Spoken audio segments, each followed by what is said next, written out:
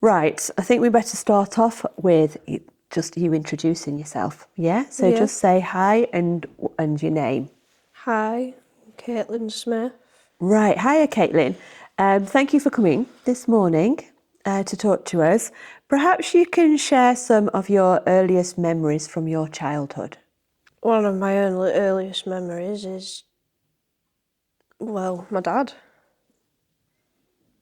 We used to, on the visits before we had supervised visits, he used to make us pancakes and pop and all sorts. And then the supervised visits stopped and we went to my nana's. And then that's when everything went to shit. Right, okay, so let's take us right back. You told me, didn't you, that your dad could be quite a violent man at times. Yeah, he was an alcoholic, he was abusive, he did drugs.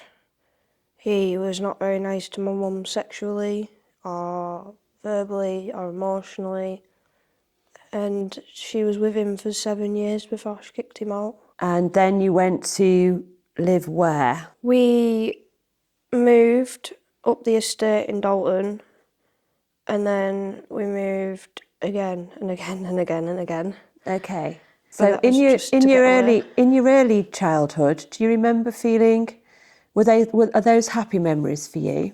No. Right. Some of them, like, we'd move and it'd be okay until he found us. Right. Okay. So you did move home quite frequently, didn't you? Yeah, Yeah. about 21 times. About 21 times. Yeah, Yeah. before the age of. No, that's just up till today. Before Right. the age of, I'd say 6, 7, I'd moved 14, 15 times. Gosh, right. And how did that moving affect you and your family? Well, me and my sister were always at different schools, and my sister's got autism, and she struggles socially. She never had a lot of friends. So it was obviously quite hard on her to, like, meet new people and get into these new schools, because kids can be horrible. So It was just let me difficult. get that clear. So every time you moved house, that sometimes meant that you moved schools as well. Quite often, yeah. Because Right. quite often he wouldn't find the house, he would find the school that we were at, and he'd come and stand outside and wait for me and my sister to finish. Right. And quite often the police would have to be called, and my mum had to tell every school we went to after a certain point that if he was to show up outside the school, me and my sister weren't allowed off the premises with him. I think she was just scared that he was going to take us. Did you feel scared? No, when I was little, I had a bit of an affection for my dad. I didn't fully understand everything that was going on, and I used to get upset by the fact that we weren't allowed to see him. But the older I got, the more I understood it. Your mother managed to get away from your father, didn't she? Yeah. So she's then a single parent, isn't she, with you and your sibling? Yeah. But things didn't go well at that point, did they? Your mum became ill. Yeah, we moved to Armsgill, and that was the place it took him the longest to find us. Right. But within the time of us being there every year, we were at family court with him. And one of the years, my mum, I think she just had enough, and she was working as a carer, which is what she's done since she was 18. And I think she collapsed or something outside of work. All I remember is being told she'd been put in the hospital, and then she was off work for 3 or 4 years with severe depression and anxiety, and she was just struggling. And at that point, you had to step up as a caregiver, really. Yeah, to some degree. Yeah. So what was your daily routine like in that period of time? Mum would get us up, because no matter how old I was, I'm never going to be a morning person. And she'd get us up and she'd send us on our way, and we'd go to school, and then we'd get home and she'd either be on the sofa having a sleep, or she'd be in the kitchen trying to make some tea and having a fag, or she'd be with one of them at one of her mates' houses. But quite often, I'd come home and she'd be asleep on the sofa, and I'd just grab her a pillow and a blanket, make sure she's comfy, make me and Jasmine something to eat, and go to bed ourselves. Were you often late for school? For Ormskill Primary, not too often, but yeah, I'd say quite a few times we were late, and we only lived round the corner from the school. It was just hard. Okay. Let's move on to school then. Have a think about that. Can you describe your experiences with the education system? Yeah. So let's start with primary school. So how many primary schools did you attend? Bar. About 4. Right, okay. And what was your experience in those schools? In St Mary's in Dalton, I got bullied from reception all the way till year 4. In the one little blue school on Chapel Street in Dalton, I can't remember the name of it. Yeah. I think I did all right there. I was too young to really remember that one. Yeah. And then when I went to Ormskill Primary, I went from being bullied to actually having some friends. Okay. Well, that didn't last very long because in year 5 I was getting bullied again. Why do you think you were getting bullied? Because we didn't have a lot, Right. and kids are horrible. We just never really got along with like lasses my own age, especially. I always got along more with like the older kids Right. and like adults. Right. Okay. And do you feel that the school supported you? Did you feel that they, tried to solve this bullying problem? No, I don't think the bullying was ever solved because it's like my sister, she got bullied in all of them. Did Right. not matter what school we went to. It didn't matter where we were or who she was friends with. Somebody always had a problem with her. Did you have a particular teacher that tried to help? Miss Hubbold from Ormskill Primary, like God bless her, she's gone now, but she really helped. Like when we first moved to Ormskill, we had no carpets; it was concrete floor.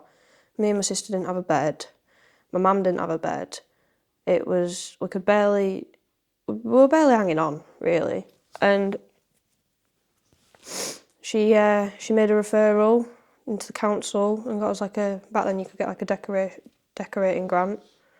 So she got us one of them and we decorated the flat, got carpets, beds, food, bank vouchers. Okay, so it took the intervention of a teacher for you to get that, though. Oh, yeah. Yeah. Yeah. Like, there's no way they would have given my mum it, but if she'd just gone and said, Right. look, And how about your academic work? Were you supported with your, learning to read and write, with your maths, with your progress in school academically, whilst in primary school? Whilst in primary school, yeah, I think I did quite well in primary school. Like, as far as I know, I passed all my SATs, and Right. it was more towards secondary school that my education just went downhill. Okay, so which secondary schools did you attend? Ulverston, Victoria and Dowdales. Okay, so you went to Ulverston first. Yeah. Yeah, and you were living in Ormskill. Yeah, for year 7 I was in Ormskill and So then how did you get to school? train. Right, so you went on your own, on the train. Yeah. Yeah. And what, you walked back to Ormskill from the station? Yeah. Yeah. Quite Yeah. often. And what was your experience at school once you were in secondary then? Wildly different. Because I'd already started smoking. I was smoking cigarettes at the age of 8. And I was still in primary school at that point. By the time I had got out of primary school, we were still going through various court things with my dad. Yeah. And my mum had now met another man called Darren, who got out of prison shortly after I started secondary school.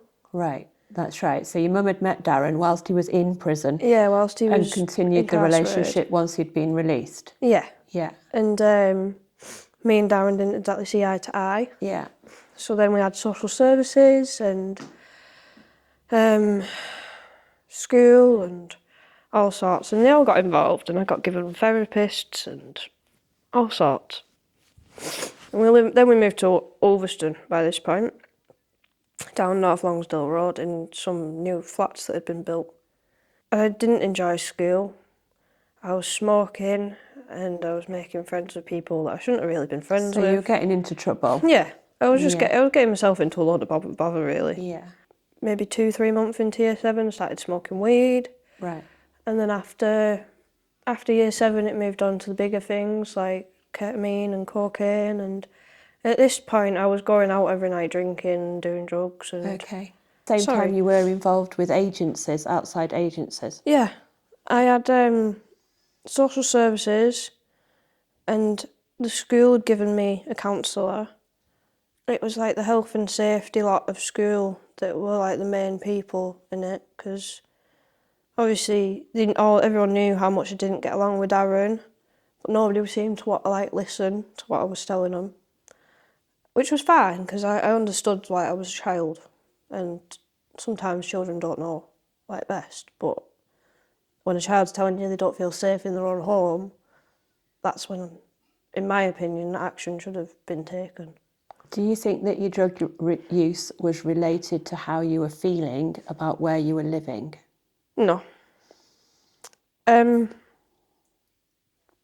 wasn't doing any drugs in the home at that point because Darren wouldn't even hear about me smoking, even though he was doing drugs and drinking every day at my mum's house too, and using her for every blooming penny she had. But it was just such a weird situation to be in, because it's like I knew who my dad was. I didn't want anything to do with him. And then I had this other man coming into my life. Yeah. From the get-go, wanted me to call him Dad. Right. And that's obviously didn't end very well with me. And it was just a constant like conflict Yeah. between the two of us. And it didn't end until I was 16 and I just walked out the house and refused to go back. So getting back to the school situation then, so do you feel that Ulverston High School tried their best to help you? Yeah, Yeah. but no. Right. Do you feel that they were able, even with the best will in the world, did they have the facilities and resources to help somebody of you were very young, but you were taking quite serious drugs? Yeah, I think they do have the facilities to help. They just don't have the staff. My sister had autism. She got bullied every day of her life at that school, and then when nobody did anything about it, I did something about it, and then I got called a bully. Yeah. But in reality, if the teachers had done their job, Yeah. I would have never had to get involved in the first place. Okay. But and it's like, I wouldn't have got involved. I would have left it. Yeah. But there's only so much you can take when your little sister's coming home in tears every night. Yeah. And she's just not doing very well at school. And she's brilliant academically. Right. So it wasn't fair for her to be getting all this crap at school, when in reality she's just trying to learn. Just trying to get on. Yeah. Okay. So in the end, you were removed from UVHS, weren't you? It Yeah. just came to an end. They felt that they couldn't do any more, and you went to Dowdale's then. Yeah. Did things improve at Dowdale's? So you were about 14 then, I believe. Yeah. So what year would that be? Year 9? Yeah, I left Ulverston Vic in year 9. Right. And just the start of year 10, I started Dowdale's. Okay, so that's quite an important year academically. It's the start of your GCSE Yeah. courses. Did you feel like it was a new start? Did you feel positive about that move? I did at the start, yeah. I did. I really, really looked forward to getting into a new school until I got to the new school. Right. And it was no different from any other school I've been to. And it was fine. It was just, we'd had COVID and I was still doing drugs, and I was going through a lot with my friends at that time as well. Like, we'd all fallen out. It's COVID, so were a lot of your lessons online? Yeah, So you beforehand. weren't actually physically going to school? No, not for a while. But then when I Right. went to Dowdale's, there was still like the COVID restrictions and everything in place. And I'd just been through a very traumatic event. and I was really struggling with my mental health and this, that and the other. I'd stopped cocaine and ketamine because of said event, and it was just very difficult to focus on schoolwork while all that background noise was going on. And obviously I still had conflicts at home with Darren, so I had conflicts at school with my teachers because I didn't understand the work I was being given. Yeah. Because the thing about going to Dowdale's was they had completely different learning styles to Ulverston Victoria, and not one of them tried to like sit down with me and go, right, well, that's how they do this, but this is how we do it. And so me and my teacher started having conflict, and eventually I just stopped going altogether. Okay. Because I got a job in Grasmere at 14. Right. And then that was because it. that coincided with you voluntarily leaving your family home. Yeah, it did. It when that job came along, it was like, oh, thank God I can finally get out. And you were what, 15? 14 when I got that job. And you went to live in Grasmere I at did. a live-in position. I was living with my partner at the time. He lived in Grasmere. And how old was your partner? He was 18. Right. Had his own business and all sorts. And Okay. but I went and stayed at his house while he was working away, and I'd look after the dog and this, that and the other, and Okay. go to work. But that was just like my own little escape from all the shit at home. Okay. It was never like meant to be permanent. So throughout all this chaos, yeah, which sort of like sums up your childhood really, can you remember the support systems which were in place around you and your family?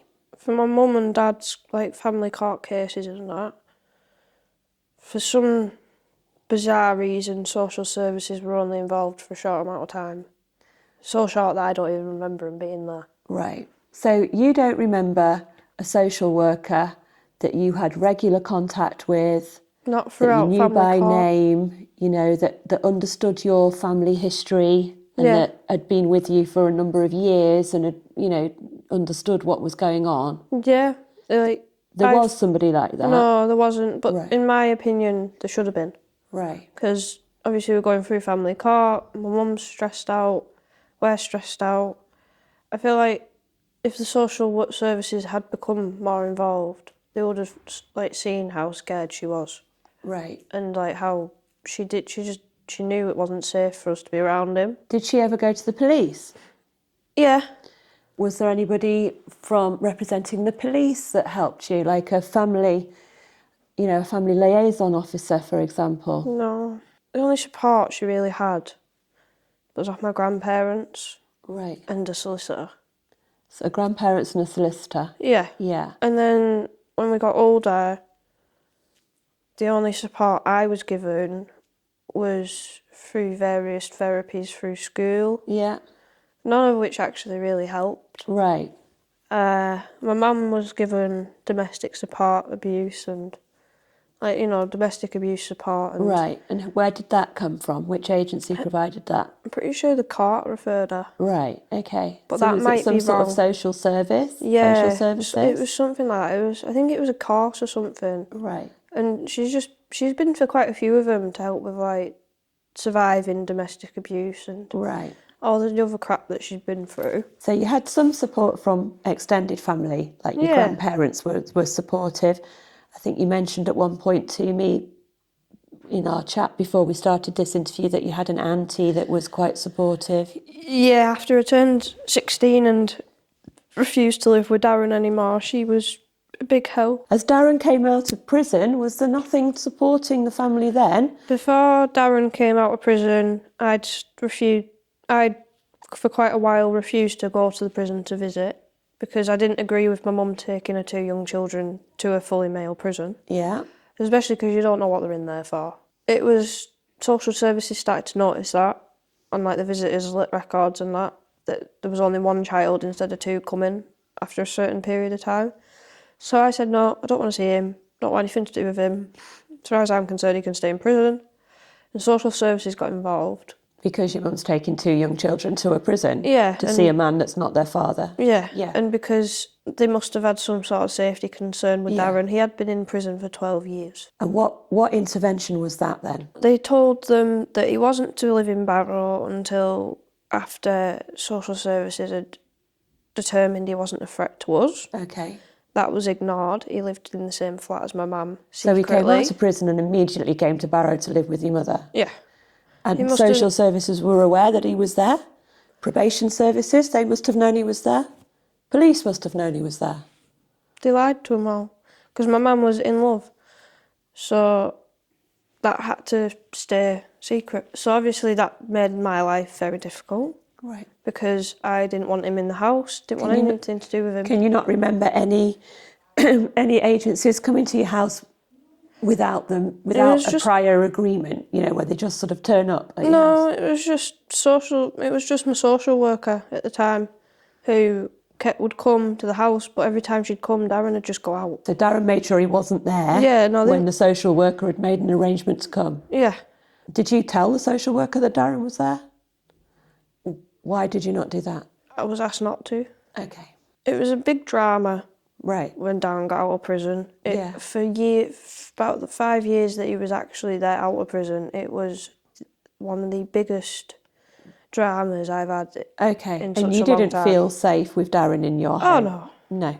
No. I mean, to me, having a man come into our home, fill the fridge with beer every day, and do nothing but sit on his ass playing FIFA is no different from my actual dad. The housing that you went to, was it suitable housing for a mother and 2 young daughters? Quite a few of them were, yes. Did you have your own room? No. So did you always shared a room? Me and my sister shared a room until we lived in Ulverston in year 7. Right. But all the houses we'd had were fine, other than one up the estate in Dalton.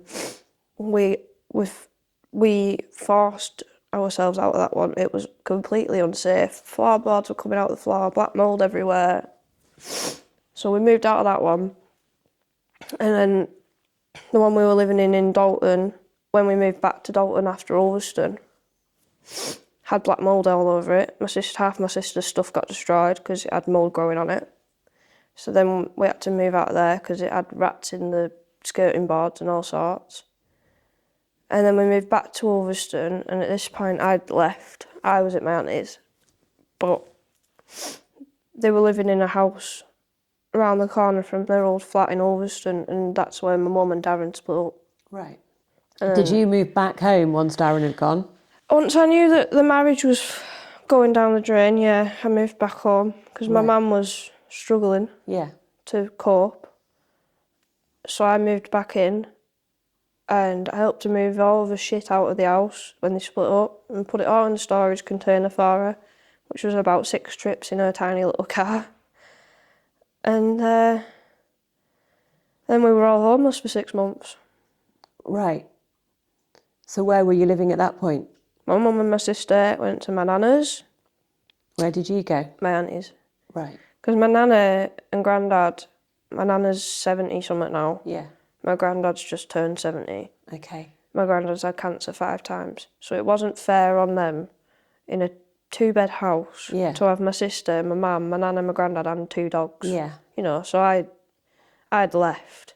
I had stayed at my nana's for a month or 2, and then my mum started bringing a fella home with her, and then he started living at my nana's as well, even though it was overcrowded enough. So I said, no, that's it, I'm gone. And school, we're talking about agencies, remember? People who are trying to help, yeah? So you moved schools a lot. Do you feel that your records were shared properly between the schools? So as you went into each new school, was there already a support system for you, or did you feel that you had to start from the beginning again? Start from the beginning again for a lot of them. Was that something that you welcomed, like using it as a clean slate, or would you have preferred the schools to actually have understood your issues before you came into them? I think it would have helped if the schools had understand what had gone on in the past, but it also would have helped them to just take a minute and go, well, what do you think you need? Yeah. from us, you know. Yeah. Did you get assigned to any particular teacher, you know, like a special need teacher? Were you given special need, extra lessons? Were you ever in a class that was a small size? In secondary school, yeah. Right. Throughout primary school, a lot of it was just, I was quite quiet. Yeah. I just got bullied a lot and I just kept to myself, you know. Okay. And then in secondary school, I started doing drugs and alcohol. Yeah. I got a hell of a lot more confidence in myself. Yeah. And I just turned around half the time and just said, oh, well, fuck it. Okay. So you were resistant to the help that was on offer? Yeah, when I was in secondary school. Yeah. Oh, God, yeah. I mean, they put me in... At what point do you think that the balance tipped between you being quite a cooperative little girl in primary school Yeah, that and then would the have been balance tipped, didn't it? year 8. About year 8? Yeah, during COVID, because COVID, right. during one of the lockdowns, I'd, like, done something stupid to my hair. Bright pink or something it was. And I went into school and I'd tried my absolute hardest to get this hair dye out, bought a hair dye stripper and it just was making it worse. So I went into school and there was literally nothing I could have done about it. Yeah. I had a day before I was meant to be in school. And my head of year walked up to me in a little stupid heels and just didn't even say hello to me, which had really, really peed me off. And she stamped over to me, pointed at my hair, did that around my head, and just grabbed my jumper and pulled. Right. Like I was some sort of dog. And if I had had a drink or some drugs that day, Yeah. she would have ended up on her ass. And the school are aware, of course, of your chaotic home life? Yeah, no, they should have been. Because that in Ulverston Vic, that's when we had, I wouldn't say the most support, but we had the most involved, you know. Right. Were you ever invited to any of the case study meetings? No. Do you feel that the care was centred around you?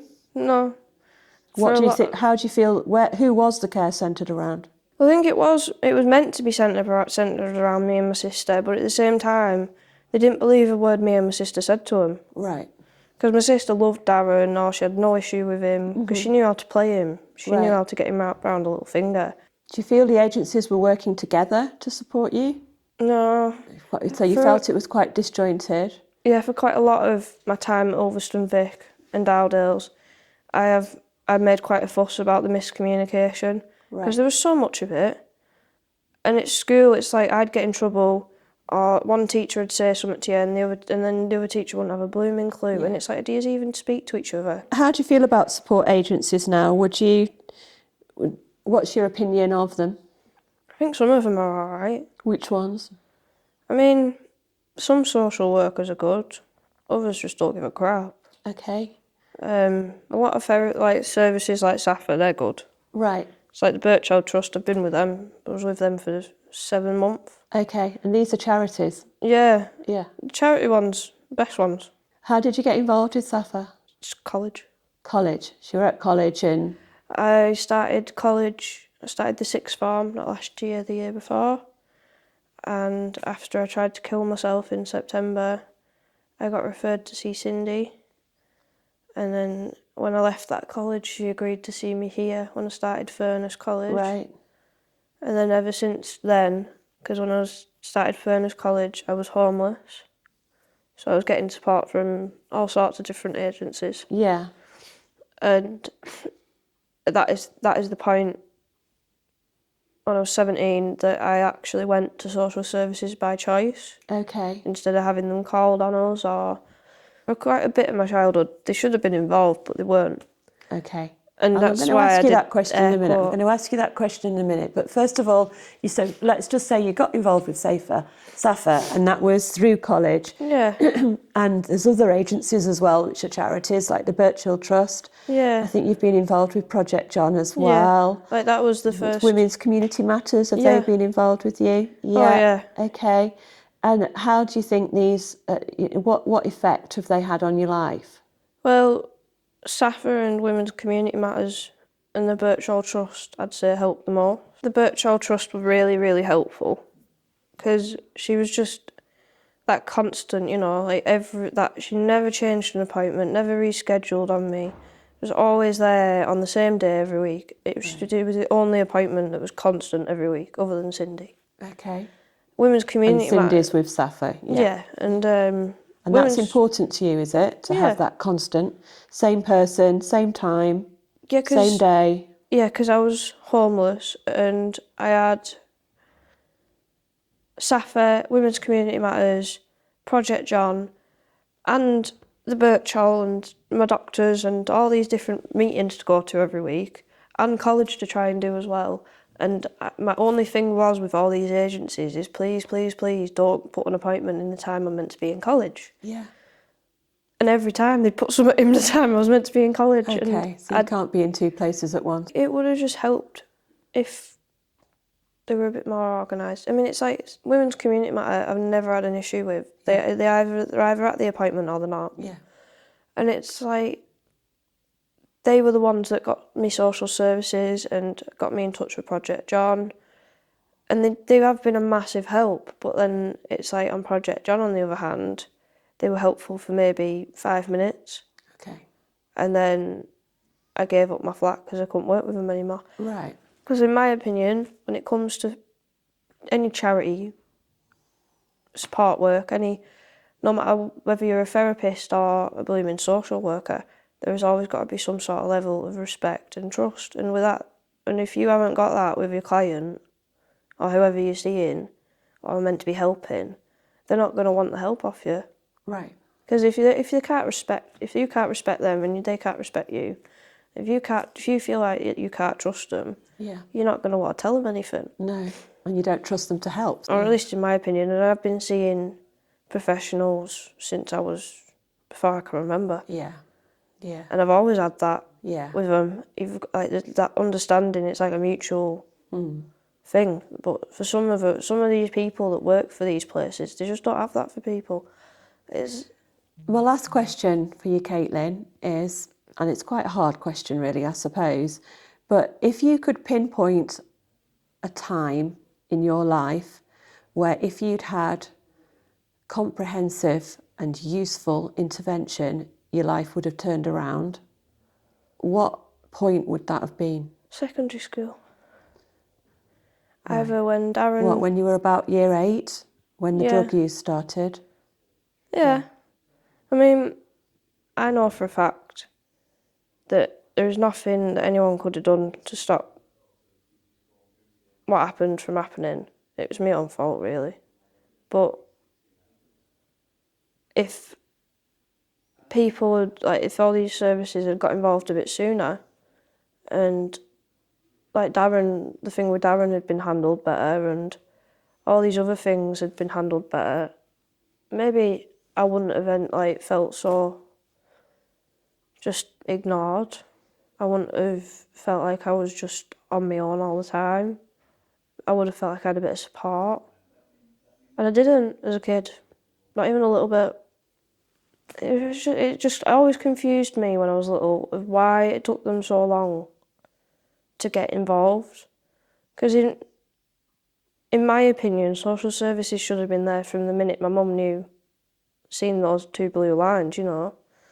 They should have gone, oh, well, your dad's done this and he's done that, and Peter's done this and he's done that, and we're concerned he's going to be safe to have your children around. Because he already had a record, didn't he, your dad? Oh, yeah. He'd already poured boiling hot water over somebody's head and chased another woman round the garden with a knife. And it's like, if that man is that aggressive, that angry at the world, why would social services just leave us be? Like, they should have got involved and they should have offered my mum that bit of support, but they didn't. Okay. Thank you, Caitlin.